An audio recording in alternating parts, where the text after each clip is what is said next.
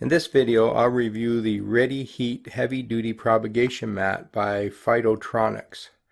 The company was kind enough to provide a free heating mat to use for my review, but they have not asked for any special consideration. This review represents my own opinions and is not biased by the manufacturer. There are two parts to the review. In the first part, I'll discuss the heating mat specifications and evaluate it compared to other products on the market. In the second part, I'll run some tests to see how it performs. When I first opened the box, I was very surprised at the weight and thickness of the mat. It is also a very large mat compared to similar products in the market, and this is their smallest size. The Redi-heat propagation mat comes in 5 and 10 foot lengths and widths of 12 and 20 inches. The 5-foot length might seem a bit long, but it is a good fit for under fluorescent lights where the bulb is 4 feet long. If you were using normal heating mats, you would need at least 2 to give you similar coverage. The bottom of plant trays are 10 by 20 inches. Most garden quality mats come in this size, which seems to be a good fit, but you have to remember that the edges of the mat do not contain heating wires. What that means is that the outer edge of the trays is not heated evenly. The 12-inch width of this mat overcomes this problem. The material used to make this mat is thick, flexible, rubberized PVC for better heat retention compared to other brands that are made from a thinner, non-rubberized PVC. This is really a heavy-duty mat. The next thing I noticed was the connection between the mat and the electrical cable. It's quite large and thick, which makes a strong connection. I don't see this ever wearing out. Cheaper models either have a much smaller connector or use no connector at all, resulting in a weak point that is prone to breaking. The connector on the blue mat is set back a bit from the edge, so you lose about 4 inches of the mat. It is quite clear from the specs and my examination of the mat that this is a quality product designed for a serious gardener or horticultural professional that wants to own a long-lasting product. This is also reflected in the price. On Amazon, it sells for $145 US. I'll put a link to this product in the description below. This mat comes with a 2-year warranty compared to the competitor's 1 year. The wattage rating is 150 watts compared to the usual 20 watts.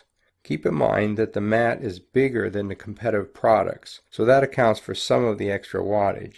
But even taking this into account, this mat has more power, which means it should work better in colder situations and still keep seedlings warm. Phytotronics recommends that their own thermostat be used with the product. Failure to use a thermostat voids the warranty. Now let's run some tests to see how well it performs. The first test is a consistency test. How evenly does it heat across the mat? Are there any hot or cold spots? For this test, I placed the mat on a concrete basement floor to keep the ambient temperature as low as possible, which was around 20 degrees C throughout the test. I then placed several glasses at various points on the mat.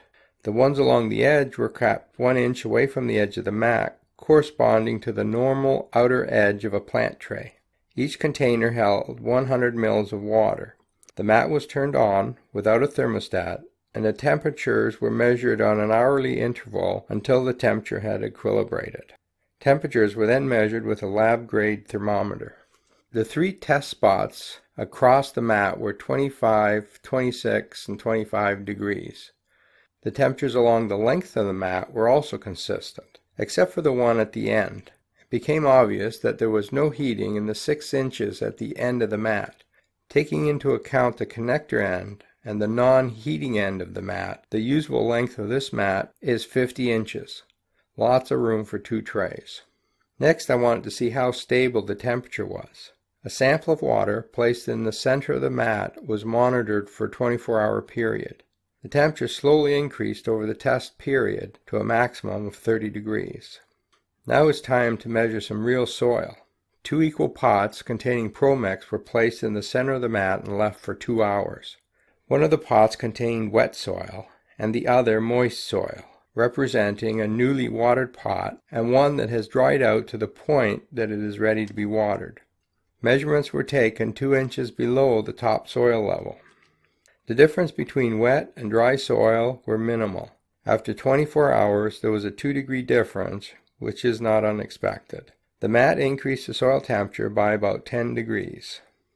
If you're looking for a top-of-the-line heating mat, this is it. I don't think you'll find a higher quality product. You can buy it on Amazon, and I will provide a link to it in the description below.